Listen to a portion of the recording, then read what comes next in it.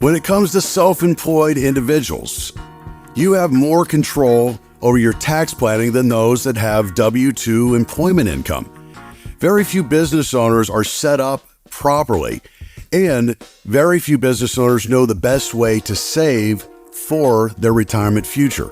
Today, I want to cover the top accounts, the top strategies that we counsel our business owners with that can help them save in the most efficient way for their future retirement. Keep it right here.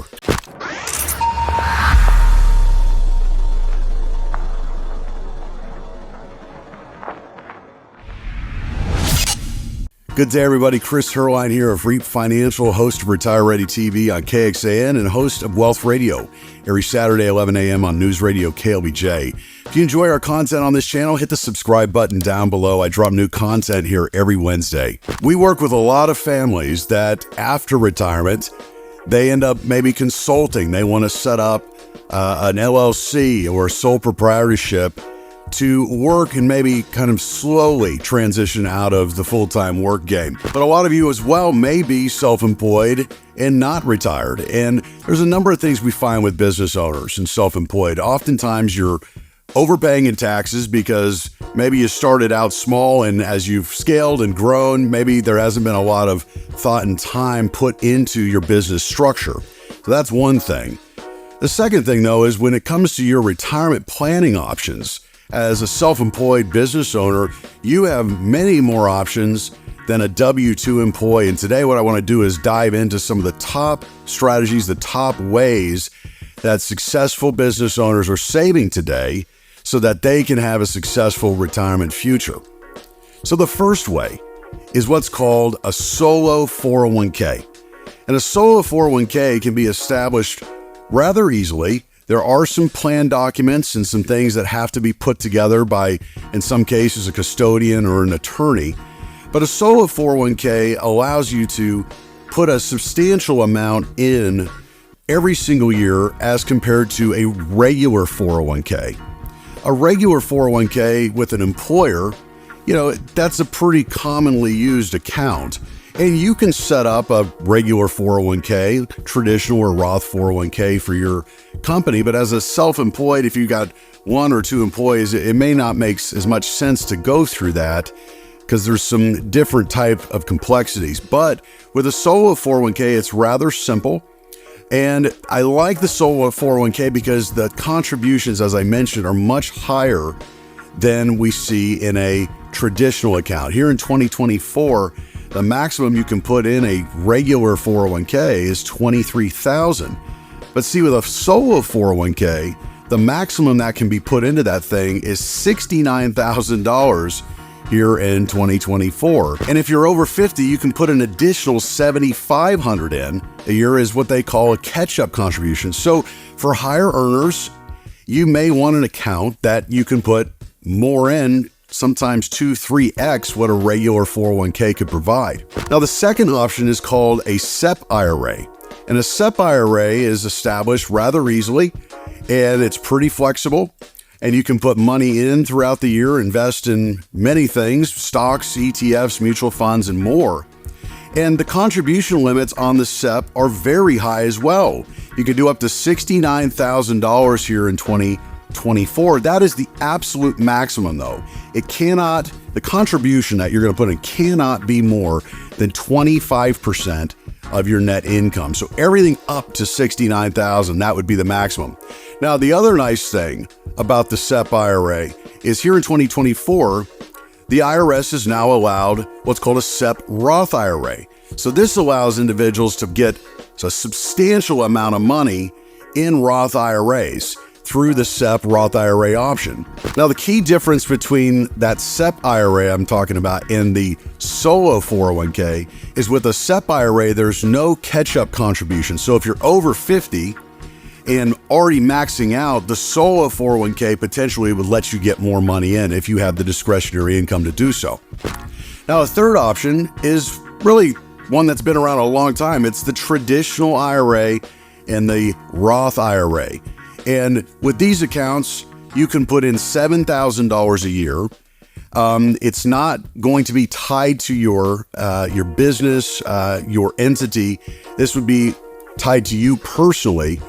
But again, you're allowed to put $7,000. If you're over 50, you can do $8,000. So there's a $1,000 catch-up contribution on that. And the question I always get is, well, Chris, if I'm self-employed and I have a SEP IRA, can I put money in the SEP IRA and the traditional IRA? The answer is yes, you can, as long as you don't have an income over a certain limit. So there are some income limitations, but for many of you, you could be doing traditional IRA and SEP IRA. You could be doing traditional IRA and solo 401k. So these things can kind of work together and complement each other. Remember, as a business owner, as you're scaling, you want to find places where you can stockpile money. And particularly in the strategies I'm talking about so far, all three of which offer a Roth option, which, remember, when you put money in that, it's not going to give you a tax deduction that year, but it's going to forever grow tax-free and give you maximum control. Now, the next option is what's called a Simple IRA. And a Simple IRA is maybe suited for somebody that is earning less income. They can't put in as much as you can put in the accounts I just talked about, but you want to put more in than just a regular IRA. Well, the Simple IRA will be tied to your business, and the Simple IRA allows you to put in up to $16,000. The employer, you, can put in $16,000. And if you're over 50, you can do a catch up of $3,500. So you literally get up to about $19,500 in that thing. So the rules for getting money out of a Simple IRA, they're very similar to the regular IRA, the SEP IRA. A Simple IRA is a good type of strategy, particularly if you have maybe 1 to 10 employees in your business and you're wanting to get money into those accounts as well. There's some lower contribution limits on that as an employer, which kind of, again, as you're scaling, can make things a little bit easier and be able to allow a plan that can attract good talent in your business while giving them a benefit of retirement accounts. The next one is called a Keogh, and a Keogh plan is probably the most complex of all of these, and it allows you to put in up to $69,000 in a given year. You can kind of see the trend there at $69,000. But I see a Keogh plan as the one that is suited best for an executive or a high-earning self-employed business owner, because you can structure a Keogh in a way that it can be set up as what they call defined benefit plan. And this set up correctly can allow you to put up to $275,000 in here in 2024. So that's the largest contribution amount allotment available in the self-employed and retirement account options. Now, the Keogh is very complicated. It's generally going to have a third-party administrator. There's some cost associated with that throughout the year. So again, you kind of pick these plans depending on your income, how much you really think you can save. And then, as you've seen today, you can start adding additional ones on in some cases as your income grows and you're looking for other places to save for retirement. One of the final options is a health savings account. And a lot of people think about health savings accounts as something I'm only going to use for medical, but it can be a powerful account for tax-free retirement income down the road. So how do you qualify for a health savings account? You have to have a high deductible insurance plan. As long as you have a high deductible insurance plan, you can qualify for an HSA, and you can open up an HSA at many custodians. Most of the major custodians are allowing those, and then you can invest money into them. And then the money can grow tax deferred and potentially come out tax free. So when I've talked about HSAs in the past, I call it like the super Roth, because it gives you a tax deduction when you put it in. It can grow tax deferred, and as mentioned, the growth and everything you put in it can come out tax-free down the road if used for qualified medical expense. So the deductible needs to at least be $16,000 for a single tax filer, $3,000 for a family, a joint filer.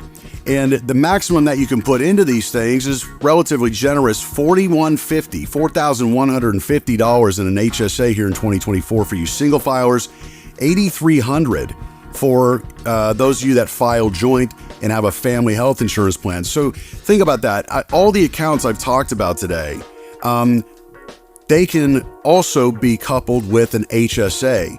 And the way I encourage people to use the HSA is stockpile it as much as you can. When you have a medical expense, pay for it out of pocket, not the HSA.